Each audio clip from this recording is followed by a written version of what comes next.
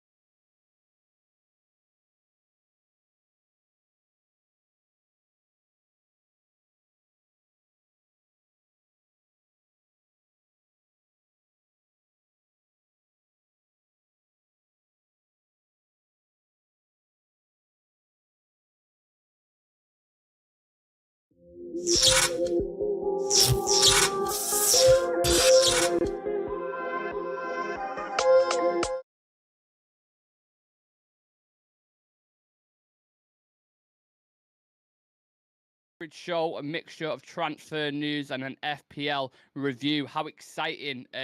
Just like we did last week, basically, we're going to be going through some topical stuff and we're going to have a look at how everyone has done over the weekend with their fantasy Premier League teams. If you haven't subscribed to the channel already, please do. We really appreciate any support you can. And also drop a like on the video as well if you're feeling extra generous. On the show today, I have a different co-host. I have Mr. Dan United himself. How are you doing, Dan? Yeah, I'm doing great. I'm looking forward to discussing all the transfer rumors because That's on it. that we are living these days. Yeah, man, Rumors. that's it. Every day's a different day in it with United. It certainly seems like it's going. So let's dive straight into it then. We've got another Frankie de Jong update, another twist, another turn. Marcel van der Kraan, who has, again, I repeated this so many times, has decent links with Manchester United. And he said Manchester United have officially withdrawn their offer from Barcelona. There was a deadline on it, and they had to make a decision before the deadline. Frankie wants the money from Barcelona, so we have withdrew from the table, or United have withdrew from the table, basically. Like I said before, another twist in the story, Dan. If you had to look at alternatives because of this, is there anyone in mind who you would bring in who's realistic at the minute, given like what we got left in the transfer window? 2 weeks? Is it something like Yeah, that? yeah, less than 2 weeks. Yeah, almost like 2 weeks. Yeah. So Yeah, so who? Yeah, who would you bring in? yeah. I think at this moment, almost everyone is been taken, but I'm not sure whether Savage can still be an option for us, and but not exactly the similar kind of a player. But I would definitely go for Neves or Tielemans. Uh, but yeah, these are the three on top of my list: Savage, Neves, and Tielemans. So these three, if we can go for at least two, that's also our midfield. So you can maybe whatever the amount you're spending for De Jong, you can buy two of these players. So Yeah. so it's like a total advantage for us. But at this moment, at the end of the transfer window, we cannot get it in a cheap price, because other teams know that we are desperate, in a need of midfielder, and we are coming from a heavy loss from this De Jong saga. And this thing, then the clubs will definitely take advantage of our situation, and they have always taken the advantage of our situation. So no wonder now the players like Neves or Tielemans or Savage will also cost us to that similar amount, like 70, 60 to 70, because of the situation where we are in. But at the same time, I was always concerned that why we are going for De Jong in so concrete way, and why the deadline was given so close to the deadline of this transfer window, when you know that if you lose this battle, then definitely you have nothing to gain for the last 2 weeks. So, and at this point of view, I'm not sure whether this is totally off, but I still have a slight hope that we can maybe pull out something out of this. And we really cannot afford to lose this saga at this moment. I know that things are all negative, but I still feel that could be a still a motion, because I'm still trying to think that how can a club like Manchester United can spend a whole transfer window and on a single player, and then at the 1 or 2 weeks before the window deadline day can afford to lose that saga. So, and yeah.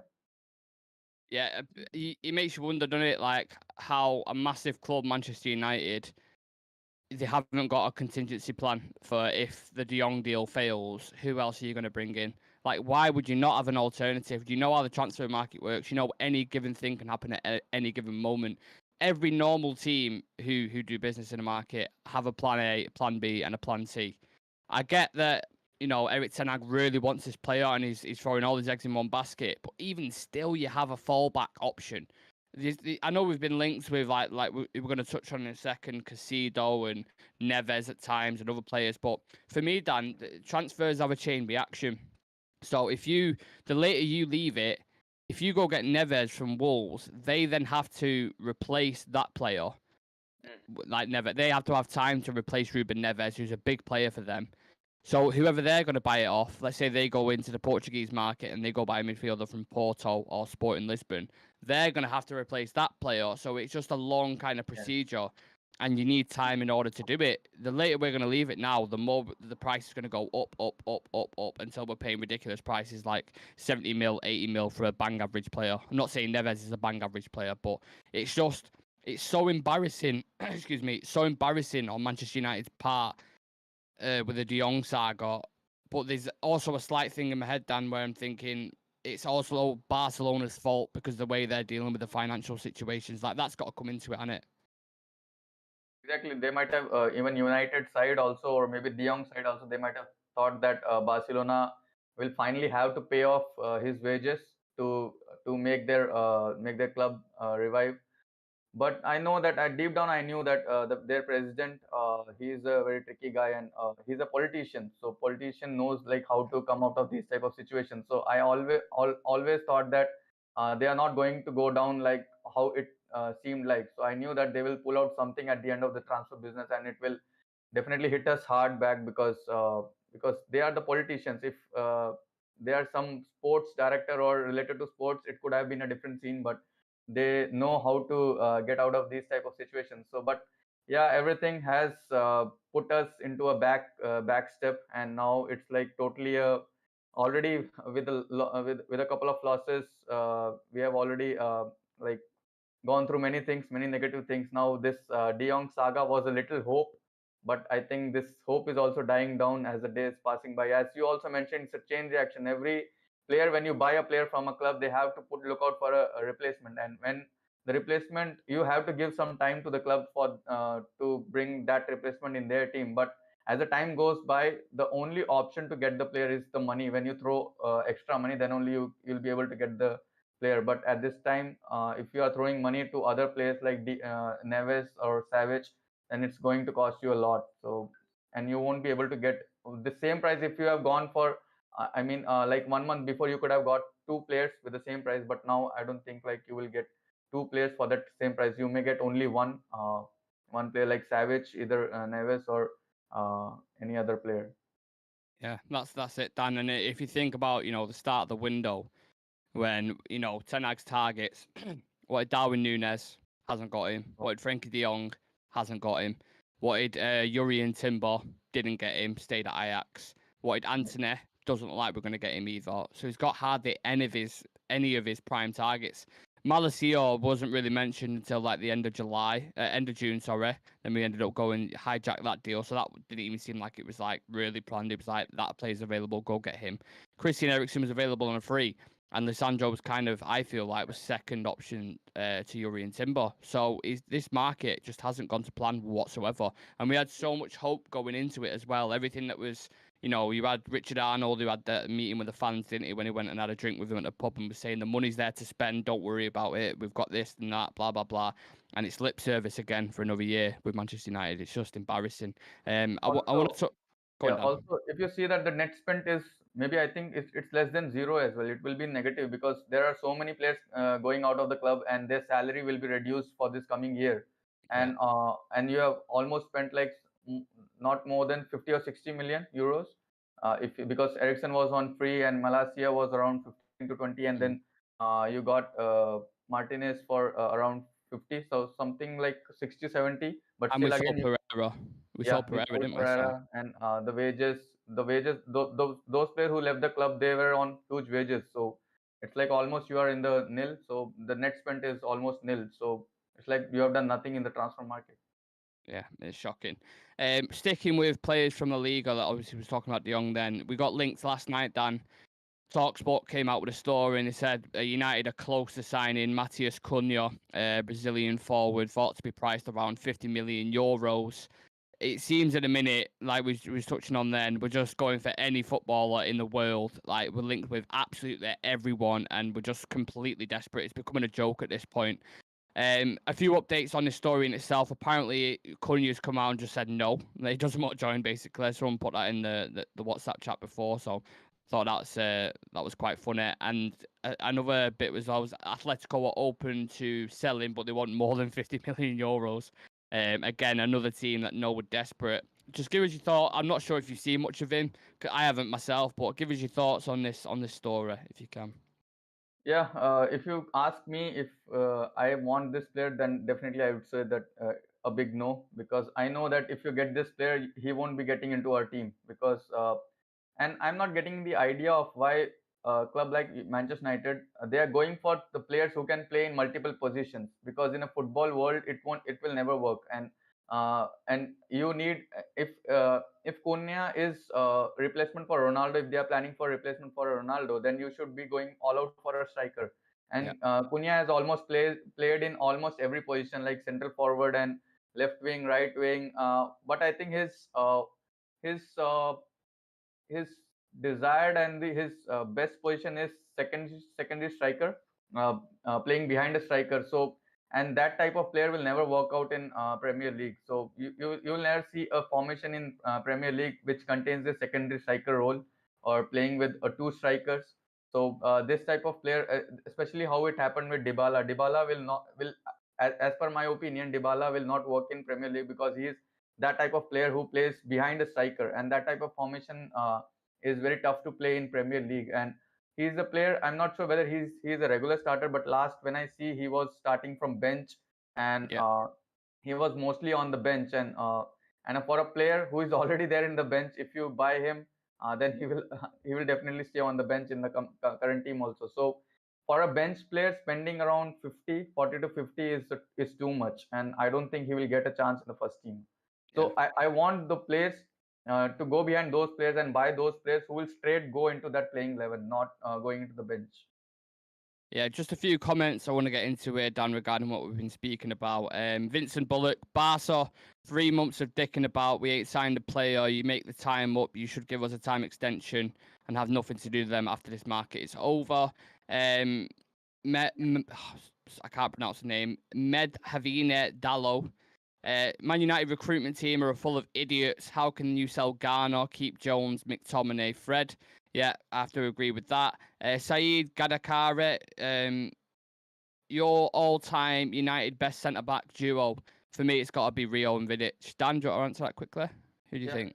Same. Rio and Vidic, you agree with me? Yeah, we're very much like born kind of 90s, weren't we? So we couldn't really appreciate you Bruce and Pallisters and duos like that. It's definitely not Maguire and Lindelof anyway. I can tell you that for free. Another comment from Dallo. Neves wants to come. Savic wants to come. Oblak is a Man United fan and was willing to come. I don't see us getting a goalkeeper in this market. Being completely honest. United will be left with Quinton Fortune, Benny McCarthy, Paul McShane, Tom Huddleston to come out of the retirement to play this season. Yeah, nothing is beyond the stretch of imagination with Manchester United. You never know. Speaking about beyond stretch of imagination, Fabrizio Romano's come out today, Dan, and says Manchester United have also Moises Caicedo name in their list as one of many options for midfield. As he revealed today on the podcast, Brighton want to keep Caicedo, so it's not an easy deal to do. In case United will decide to proceed, that's what he's put. This is a player Dan we could have got 2 years ago for £5 million. When Ollie, I think it was when Ollie was in charge. I don't think we need any more examples of incompetence in the transfer market than this. Like £5 million, we turned it down, and then you're going to go back in for him and probably pay 40 to 50 million. We operate at a mediocre level when it comes to the market. We are embarrassing on and off the pitch, and it's, to be honest, it's just a joke, man. Like I'm just fed up of it. This window's been atrocious. We've been laughed at. We're turning into Arsenal. How Arsenal was last season. Yeah, they were shit, but they was, to be fair to him, they was still even backing Arteta in the market. They spent a lot of money, and they've gone and got the signings that he wanted. Yeah. Do you see this a case, or is now just getting stung for a player like Caicedo if we're going to go in for him? Yeah, because we don't have any other options, and we are at the end of the transfer market. We are desperate, and we need signings. The whole world knows that we need signings, and so whatever player we go for, they will at least charge double the amount of the price what the player is. And now you've seen that we'll be linked with even more players in the last coming 2 weeks. We'll be like knocking the doors of all the players who are not willing and unwilling to play for United and unwilling to leave the club also will be linked to. And especially the factor is that we are not in Champions League. So it's like the top player, creamy part of the players in the transfer market. We cannot get them because we don't have the Champions League. So the only option is to pay them more, and that also is not an option for us when you consider that we have the only budget very low, 100 to 150 million. And if you go in this transfer market for a midfielder, then you will get only one.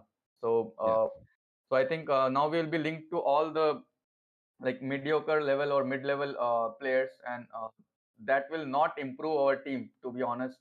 We'll be going for the players who will not improve the team, and I want the players, especially in the midfield, who will replace McTominay and Fred. I know that all the midfield in the Premier League will replace the McFred, but if you consider the image of the player in the club is such high, I'm not sure it's about the playing, but surely not about the playing style, but something they are doing in the off the pitch that has built their image in the club. So you need a proper player, a top level player to replace them in the midfield. So other than that, whosoever you buy them, they are not going into the team, and it will not be a step up for us and will not improve our team. And as mentioned about the Dalos or Dalus, the comment from the one of the members, and he said all the players' names. I can see how incompetent our board is. They have no knowledge about football, and the case of Pogba leaving the club for free 2 times, it's in itself defines how the club is run, or the people in charge of are run. And I would like to take this time to just keep a Glazers aside for 10 seconds and just focus on those people who decided to go for Arnautovic, and those people who agreed to that decision. So it's like it's not only the Glazers. Sure, the Glazers are the top level of all the things has to be removed, but still there are people behind the screen making decisions about this transfer market. They also need to be taken out from the club and need new hirings in that department as well. Yeah, from top to bottom, as Gary Neville said, it is rotten completely through and through. You need a full team, brand new team, basically 11 players, 12 players, 13. You need a brand new board running the club, and you need brand new owners essentially to change the full concept to United. That's how I feel at the moment. Moving on to a bit of a touchy subject for you, Dan. Cristiano Ronaldo. Again, another ongoing saga. Apparently, United are now open to offers to sell Cristiano. We've also heard reports that players blaming their performances on Ronaldo, saying he's had a negative impact in the dressing room, and he doesn't get on with certain senior players. A few points I'd make on this. I'm going to get your thoughts as well, Dan. But the negative side is I've got a negative side and I've got a good side. And I think the good side, the positives of keeping Ronaldo is more than the bad side. But let me just explain. So the negative side, I do think he's undermining the manager, and I don't like that because I've seen him do it a few times with Ten Hag, and I don't think he'd do that if Sir Alex Ferguson was in charge. He did it in a pre-season friendly as well with Ten Hag. I don't know if you remember that when Ten Hag was trying to discuss something tactically, and he was just like shaking his head, giving it all this, making it visually obvious to everyone that was in the stadium. He also waited until the start of July to announce that he wanted to leave when he knew we didn't have Champions League football in April, May. So there are a couple of things that I look at and I'm like, okay, well, on that side, I get where people are coming from. The flip side of that coin is Dan. He has the highest standards at the club. He knows what it's like to win. He's one of the only players there who knows what it's like to win. Him and De Gea, I think De Gea's won a Premier League title with us, of course. But Ronaldo's won a Champions League. He's had the Ballon d'Or here, and he's won the Premier League and cups and stuff like that. So he has the highest standards. He's our best player. He scored 18 goals in the season last season in a shit United team. And one way or another, this issue needs to be sorted because we have enough distractions going into this season now. The captaincy with Maguire, the issues with the Glazers, the issues with the board, the transfer market. We've got so many problems now. The last thing we need is adding an unhappy Ronaldo for the rest of the season who we know does not want to be here because it's going to get sidetracked. We're going to be focusing on that. It's like, I'm not comparing Ronaldo to Pogba, but the way the stories were coming out constantly, it would affect our campaign in the Champions League, and it'd always distract it from the football on the pitch. For me now, the best solution, Ronaldo has to leave and go play for Champions League club, and I hope he plays well, and I hope he smashes that record. But yeah, give me your thoughts on Ronaldo, Dan. Even I am having the thoughts on both the sides. If he stays, then definitely the things are not going to go smooth because he has the standards and he demands that standards with all the players and all the club people and even with the board as well. So the things as the things stands, it's becoming uglier and uglier day by day. And as you also mentioned that good point you made about the month when the transfer window started, that first month it was all quiet. It seemed like Ronaldo wants to stay and spend a year in United and compete for the Champions League spot and play Champions League next season. But suddenly, all the news, the rumors started building up, and that he wants to leave. And it's true that he wants to leave because there won't be any fake rumors about this because uh, everyone is saying about this news and quoting this news and all. So, but at the same time, within the 2 weeks of the uh, transfer window deadline day, I don't think we can afford to lose him, or not him, but lose a player who has scored 18 goals. 18 goals Yeah. for your club. And with player like Martial, I know that he is being improving with the preseason in concern, but consideration. But at this time, you cannot depend on Martial alone for the whole season. And you know how the board is. They will never replace a player like Ronaldo. And there are no players in the transfer window in the market with who can replace Ronaldo at the time, at least who can score 15 goals a season. I don't think there is any player available. But yeah, there are players like I think we were linked with Icardi, but they are from Italian league, and you can Oh, guess. what a carder. Yeah, Fuck a yeah. So carder. Oh, but God. those are the options which the club is going for. And it's like club are looking for a high rated player in the in terms of their image. But at this moment, you cannot we cannot replace Ronaldo. If you are talking about this controversy one month back, maybe I could have said that yeah, we can afford to lose Ronaldo. But at this moment, I know that it's going to become a bit more uglier in the dressing room. But at the same time, it's like an option what you choose, like whether you want to jump in the valley, or you want to jump in a ditch. So it's like both the sides, you know that you will get hurt, but you have to then Yeah. analyze like which will hurt you more. But at this moment, as per my opinion, I think losing Ronaldo and not considering that we are not going to buy anyone will hurt us more, even this whole season. And the last 2 weeks has shown us that to what bottom we can reach, and we are already in the bottom of the table. So you need players like Ronaldo to help us come back to that winning stream. But at this moment, I don't think like. But I still feel that Ronaldo will leave the club, and with the rumors coming out, like Ten Hag also has agreed upon letting Ronaldo leave the club. But now the question mark is who you are going to get in for a replacement. Yeah, so guys in the chat, let us know what you think about the Cristiano Ronaldo situation, how you would handle it. Would you let him go? Do you want him to stay? Yeah, give us your opinions on that. And even people watching it live or people watching it later on, put it in the comment section. Let me know what you think about the Ronaldo. Be interesting to see what you guys think. Yeah, that's a transfer roundup kind of complete, Dan. Let's move on to the FPL roundup, which is the bit I'm excited for. We do it in like categories, so who's top four, bottom, donkey of the week, and then we have a look at the fixtures and so on and so on. So if you're excited to get into the FPL roundup, hit that subscribe button, like the video, please, and yeah, let's do it. So who currently sits top? Viztech was top last week. I can't remember how many points he has. I think it was like maybe 80 odd. So he had a decent week, but now we have a new leader. It's Midlife Chuck. He had Kevin De Bruyne as captain, 1 goal, 1 assist for him.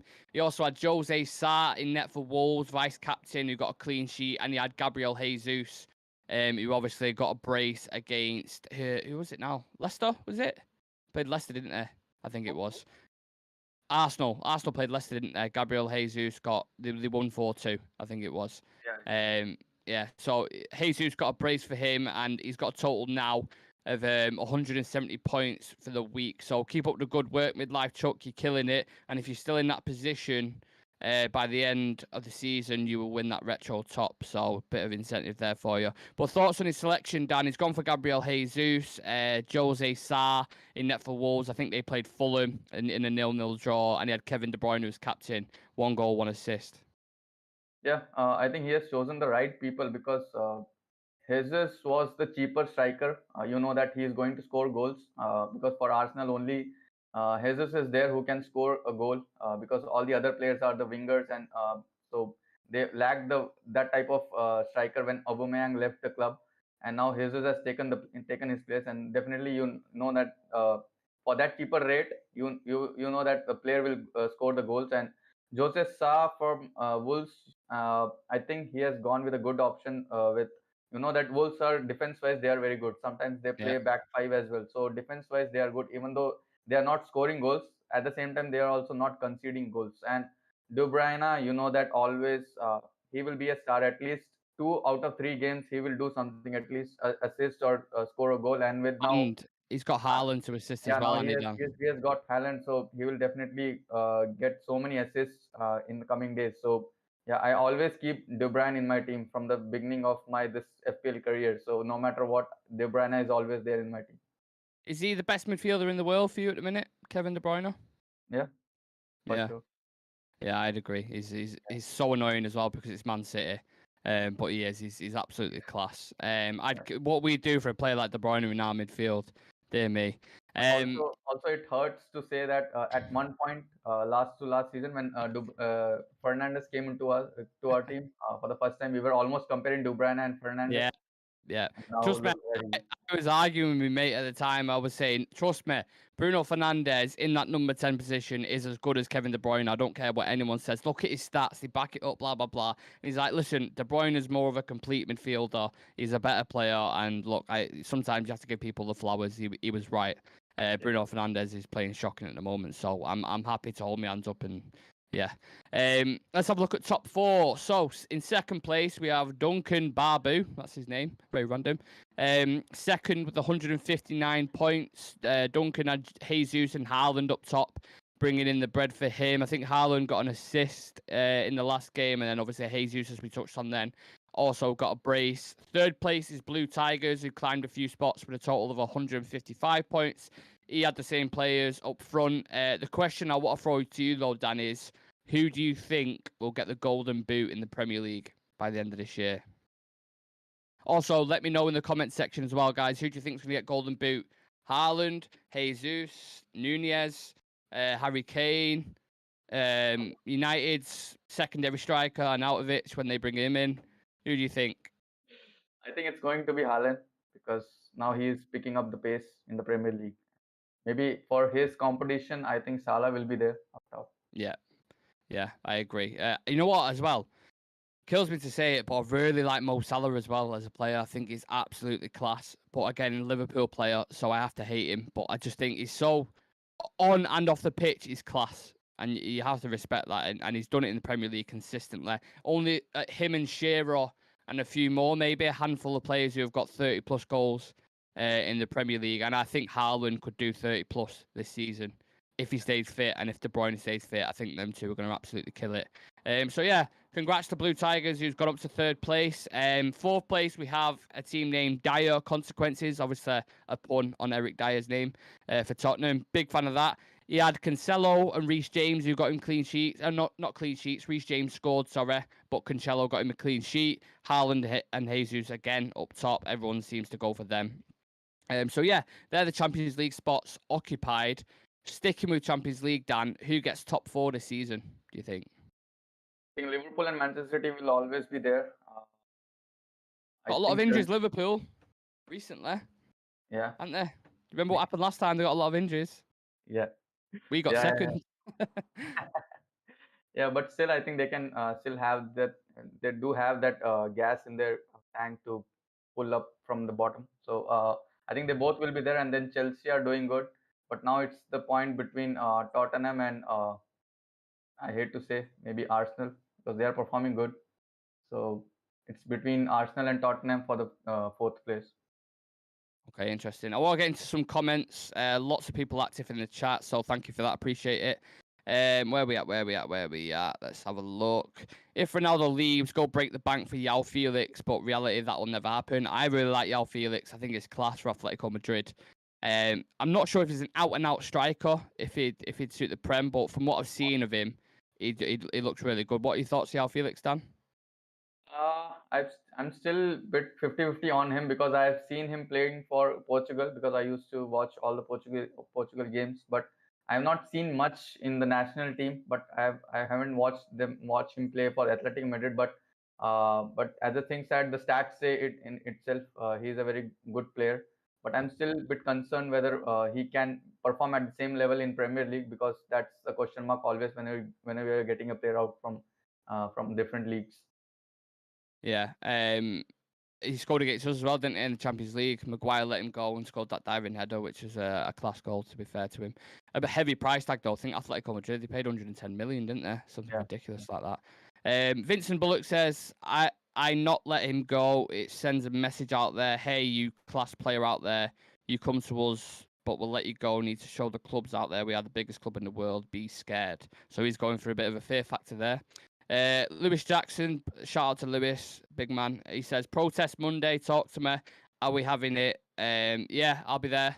Me and Sam will be there covering it for Real Reds Talk. So we'll be at the protest Monday when we play Liverpool, Monday Night Football. Ugly Bear says Song Hyung-min for Golden Boot. He thinks he was joint last season, wasn't he? With Mo Salah, I think it was. And then Adams put, I'm not saying that word. What? I'm doing two Liverpool defenders not help. Oh, right. So saying he's doing shit, basically, in the Fantasy Premier League. You got two Liverpool defenders. So, yeah, not doing well. We're going to touch on everyone from the channel now who's where we're at in the FPL. So, Severe's gone up 10 places. He's currently top out of the lads from the group. He's 24th in the league. He had Jesus, Cancelo doing bits for his team. Dan and Sam were tied last week at 47th. Dan United has gone down to 66 now, but he had De Bruyne and Ollie Watkins putting up points for him. Talk to me about your team selection, Dan. Yeah, I went for. I actually chose the wrong captain. I think my captain was De Bruyne or Salah. My captain was Salah, and he didn't score anything. So that's where I lost the game week. So and apart from my main players are Salah, De Bruyne, and Haaland. So these three expensive, players, aren't they? Yeah, but apart from when you buy these type of players, then you don't have anything left in your bank to buy. So You have to put like Andreas Pereira and shit in your midfield, don't you? These are the difficult decisions you have to make. It's like with United, we have to like set aside budgets and shit. It's ridiculous. yeah, but this week I have played that free transfer for this. Like Okay. you'll get a free transfer for like for a half season, and it will be renewed in the next after the winter transfer. So I'm going to make a lot of changes in the coming week. A comment from Vincent Bullock. Very nice. Should be at the protest, but I can't see it working. I think everyone will go miss a big game. Can't let enemies support their team and help their team get a victory. Look, it's not on me to provide for people to take my opinion. Everyone's got their own opinion. Formulate, your own kind of plan. If you want to go to the protest, completely up to you. But like I said, me and Sam will be there. Speaking about Sam, he was tied with you last week, but he's gone down to 73rd place now. Team name Inti Yanan Classic. He had Jose Sarr, who we touched on before. He got him a clean sheet. He also had Harry Kane, who got him a late equaliser against Chelsea. I had Harry Kane, and then I thought to myself, Harry Kane notoriously starts really slow, doesn't he, in August? Like, he rarely scores at the start of the season. But then, once he gets going, he starts putting in figures. But, yeah, Harry Kane scored against Chelsea, so decent for Sam. Adam, who said he's doing crap there with team name Stick the William. Big fan of that. I like it. I don't like Willie, sorry. I like the team name Stick the William. Yeah, you get what I'm saying. He's 68th, so he's only a couple of places above you, Dan. He's only a couple of places. Actually, he's between you and Sam, so a bit like a sandwich. Yeah, he's in the middle of you both. Nick Pope getting him 10 points. Jesus with 19. So who do you think's going to top that race, Dan, between you, Adam, and Sam? You seem very in close proximity. Can be me always. Okay, I like your confidence. I like the confidence.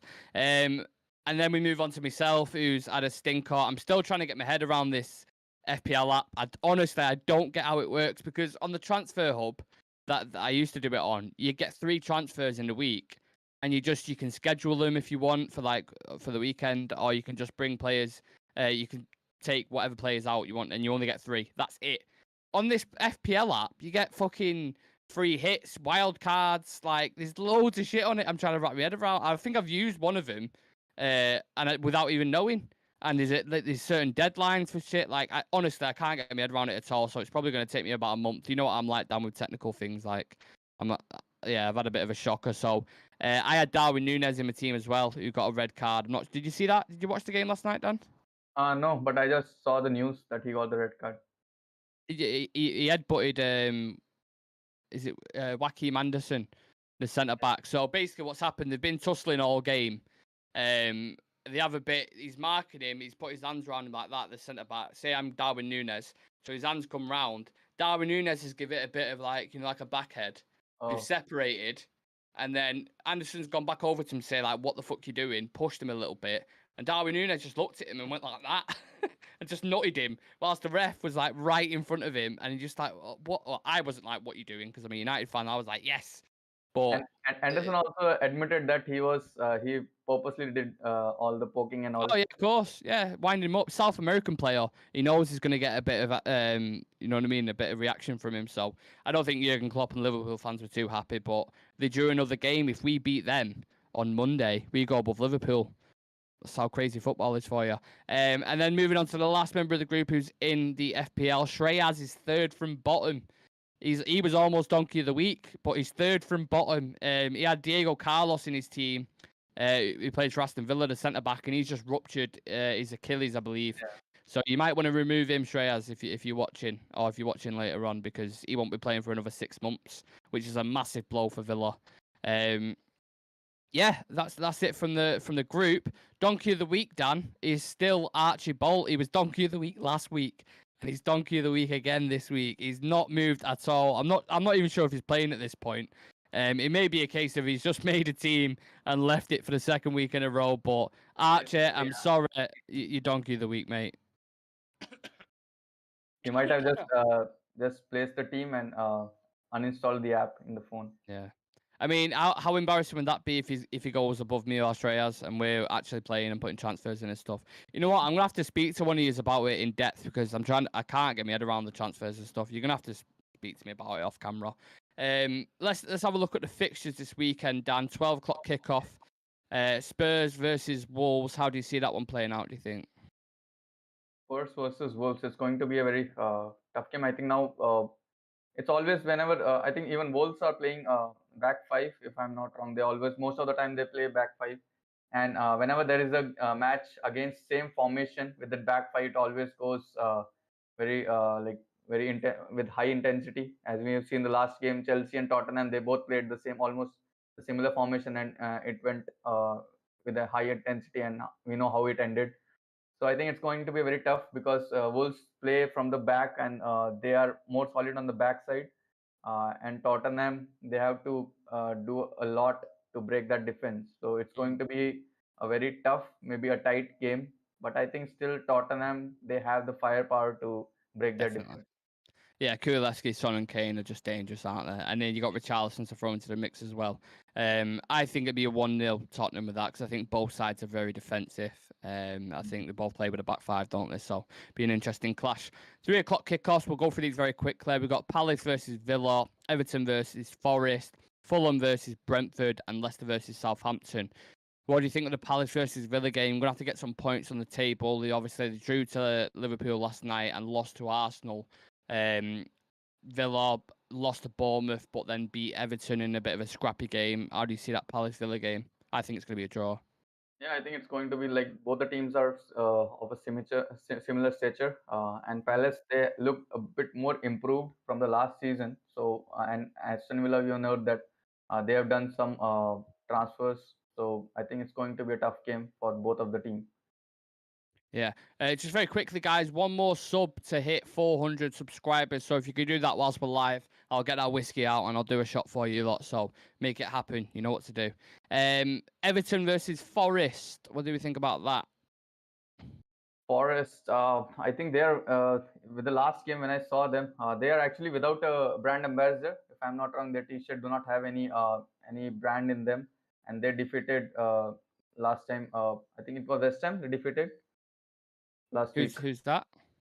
Yeah, Uh, so they'd lost against Newcastle in the first week and they beat West well, Ham on the yeah. weekend. So you've seen that after beating West Ham, they have that confidence back in them. So they have the players, and you see they play like a team. So when you play like a team, you know that how dangerous they can be. We have already seen how Brentford as a team they played, and just smashed us really hard. So Nottingham Forest is like such team who play as a team, and so I think it's also going to be a tough match. So seems like this weekend, whatever the matches are, they are all like uh, straight head on head. 50-50. Yeah. Yeah, absolutely. A comment here from Ugly Bear. In fact, Adam's put a joke in here. So, hey, Nick, what do you call an elephant that doesn't matter and irrelevant? And irrelevant. Yeah, very nice, Adam. Very nice. Ugly Bear has put, speaking of Wolves, what do you make of them breaking their transfer record for midfielder that plays in Ruben Neves' position? Does that mean Neves is a possibility? Maybe they're preparing for it. I'm not entirely sure. But I haven't seen much on the player that they brought in. I'm not sure if he's ready to go, if he's going to be a first teamer. But if they broke the transfer record, he must be decent. So I believe he's come from the Portuguese league again, which is where all the players come from. So he'll probably be decent. Let's see how that pans out. Fulham versus Brentford. Brentford obviously coming off a 4-0 win against us. Fulham actually holding their own. They drew against Liverpool, drew against Wolves, two decent teams in the Prem.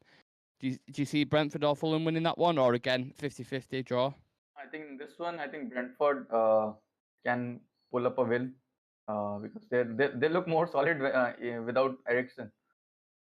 Yeah, Yeah, so yeah, I think Brentford will definitely have an upper hand on this fixture. yeah. I think regardless whatever Brentford do this season, they've beat United 4-0, so they can't really top that. I think the Yes, fans will yes, be happy with that. Robin. Even if they went back down to Conference League now, it's like we beat United 4-0, so it is what it is. And then the last 3 o'clock kickoff with Leicester versus Southampton, the game of two shit defences, basically. Leak goals like a sieve. I can see that being a big goal. Like I can see it being like a 2-2 or a 3-2, something like that. What's your thoughts on that? Yeah, both of their defense is leaky, so definitely goals are there in the game. So and both of the teams have the players in them who can score goals. Charlie Adams, Armstrong is there. and Yep. their wing backs also are very good. And coming to Leicester, they have Madison, Vardy, and Tielemans also is playing very good. So it's like both of them have proper attack, but then coming back to the defense, they are very poor in defending. So defensive area. So I think it's going to be a lot of goals in that game, but also it's like going to be a like close one. While who scores the winner? Absolutely. 5:30 kickoff, Bournemouth versus Arsenal. Arsenal do look really good at the minute, I must admit, especially the front four, firing on all cylinders. Bournemouth freshly up. They obviously beat Aston Villa at the start, but who did they play on the weekend? They played City, didn't they? And got battered. So, yeah, how do you see that one playing out? I think still Arsenal can win this up very sweetly. So you know that they are now becoming a. You see that from the last season, they are like building up and making up a team. Mm. So it's like Oh, oh, slowly they are improving. I hate to say this, but yeah. slowly they are improving. And I actually like the way they dealt with their youngsters last season. How they made use of them. So we also have a lot of youngsters. The youth players is really nice. Maybe one of the top youths that we have as compared to the other clubs. But still, it depends on how you utilize them. And yeah, Arsenal have utilized them very well. So I think they are now building a better team for the like season by season they are improving. But when it comes to us, we are like just degrading from the last season. So yeah, definitely Yeah. Arsenal going to win this one. But I like if they lose. I like. Yeah, they do look good. They've got a similar style to City as well, where possession-based football, they create angles. Yeah, so I think it's going to be a similar result. I think Arsenal probably beat them 2-0. Leeds versus Chelsea. Leeds had a mixed start. They've done okay. Chelsea had a very good game against Spurs. I think Tuchel might be not on the touchline because of his little row with Conte. I'm not sure if you saw that over the weekend, Dan. They had a bit of a wrestling match in front of all the players. So yeah, Chelsea versus Leeds. Talk to me. I think Chelsea will easily win this game because Leeds, you know that they are a very open team, so they play Hmm. with a very open style. So there'll be like so much space to play in, and Chelsea they are already looking good, and their defense is very strong. Chelsea playing with three center backs, so I don't think Leeds will definitely find it very hard to break that defense. And now with Rafinha also not in their team, so I think it's going to be a one-sided game for Chelsea. Yeah, I agree with that. I'd say comfortable 2-0, 3-0 victory for Chelsea. West Ham versus Brighton. West Ham not had the best of starts. Again, lost to Nottingham Forest. They had City on the first day as well, so they've lost twice. I think them and maybe one more team as well as us have lost the first two opening games. So not a great start for West Ham. How do you think they'll do against Brighton? I think it's going to be a very tough match for both of the team, and you've seen that Brighton they have defeated United, and so yeah, they'll be like it's like whenever a mid-level team or a bottom level team they beat United, they gain so much of confidence and they just go up in the table. So it's the similar case with Brighton also. So with that win, that confidence will continue in at least 4 to 5 games that they can beat United, then they can beat other teams as well, mid-level teams as well. So it's Yeah. going to be a tough game for both of them, and West Ham has to pick up points for their own good. So I think it's going to be a very tough game. Even also West Ham are playing on the home, so it's a must win Hmm. for them as well. I think West Ham will win that game. I'm not sure what score, but I think West Ham will win. Then we have the El Clasico between Newcastle and City. Newcastle doing all right. You like that one, don't you, Dan? Newcastle doing all right. I think they beat Forest 2-0. Who did they Yeah, play on the weekend? Let me yeah, have a they look. drew with Brighton. Oh, they drew with Brighton. Right, Yeah. interesting. So, yeah, decent start for Newcastle, but Man City are flying at the minute. 6 points from 2 games. I think they've got a goal difference of 6 as well, or 5. So, yeah, smashing it at the minute as expected. Erling Haaland and De Bruyne running things. Do you see an easy win for City? Yeah, it's like a straight walk into the pitch. So, the City was really struggling in the preseason, but now as the Premier League started, they look all solid, all placed in their own places. With Haaland also struggled in the beginning, but in the preseason struggled a bit, but now he's looking more solid, and that combination of De Bruyne and Haaland will trouble each and every team Oh. they play against. I can't believe people in pre-season and stuff were saying he's going to flop, like it doesn't suit Yeah, City's system. Like you put good players together like that, Erling Haaland, one of the best strikers in the world, and Kevin De Bruyne, or the best midfielder in the world. They're just going to create numbers, aren't they? Let's be honest.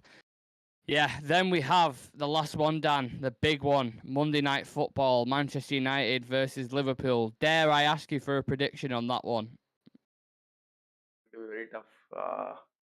I still predict it's going to be a lose for United, but I still think that they may not lose like how we lost to Brentford, but maybe 1 or 2 goal difference. Oh, oh, you think only 1 or 2? Really? Yeah, because they have to show something they have to, and with Ten Hag, Ten Hag has already built that fear factor in their mind with the very next day.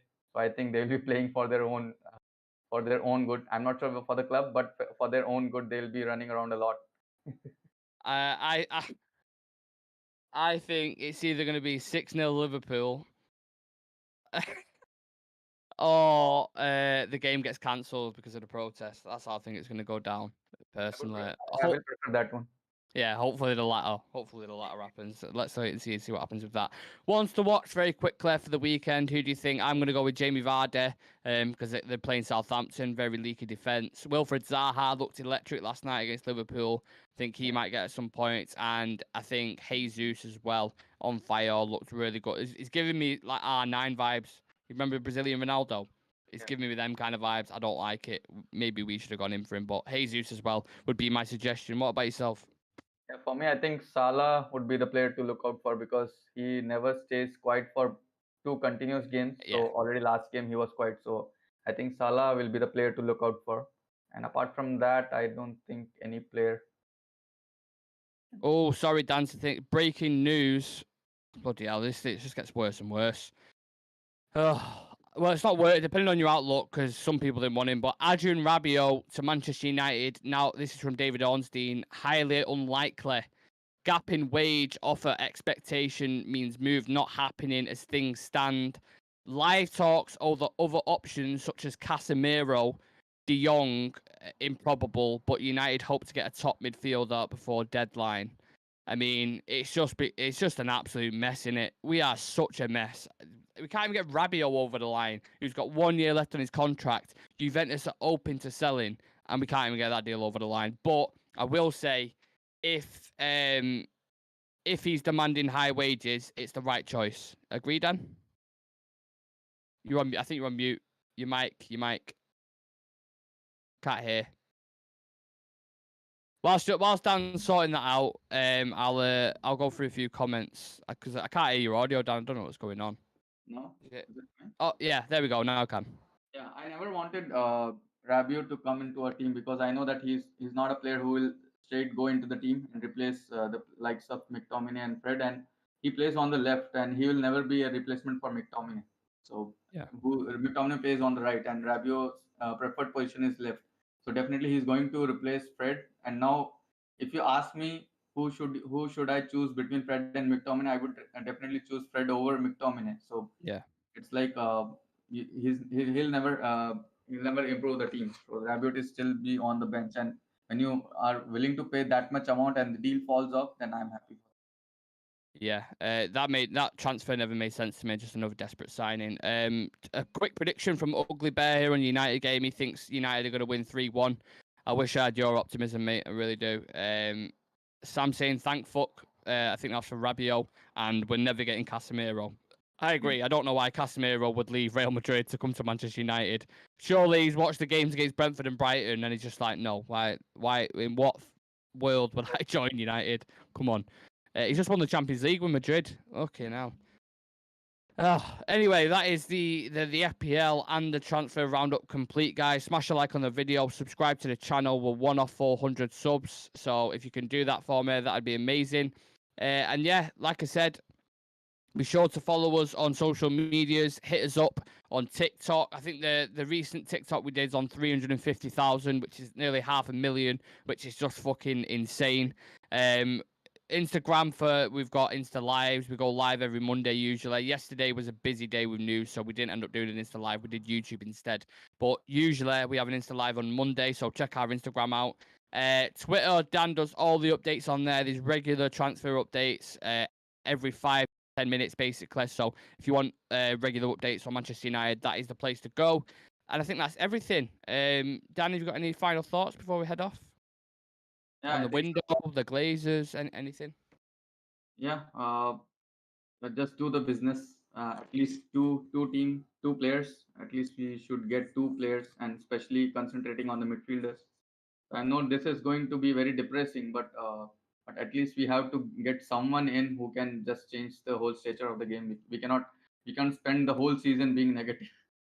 Yeah, it's like it feels like oh well, I don't think you celebrate Christmas, do you? But if you've got like a birthday or something like that, and you're unwrapping these kind of presents, and you're like, oh, what's this? You get a pen on your first one, you're like, I don't really want that. And you get to the last big box, and you're like, right, what's going to be in this now? And you get into the end of the transfer window, you open it, and it's just like the shittest present ever. That is what United's going to do in it. They're going to get to the end of the season. It's going to be like, ta-da! We've got fuck no, some midfielder you never heard of from a Spanish league for 50 million. We've overpaid the odds. That's Manchester United for you guys. Life as a United fan. Not great, really not great. But yeah, I'd say I look forward to the games this weekend, Dan. I'm going to look forward to the games that United aren't involved in because I won't be watching United. I'll be at Old Trafford protesting with Sam. But yeah, I hope you enjoy the rest of your week and thank you for joining me. It's been an absolute pleasure. Audio. Your audio. Audio's gone again. Yeah, heavy now. It's a pleasure to be back on shows as well. So yeah, enjoyed a lot. Like Perfect. like something to cheer off. Yeah, exactly. Thank you very much, Dan. I'll chat to you later on. See you later, guys. Thank you for watching. Peace.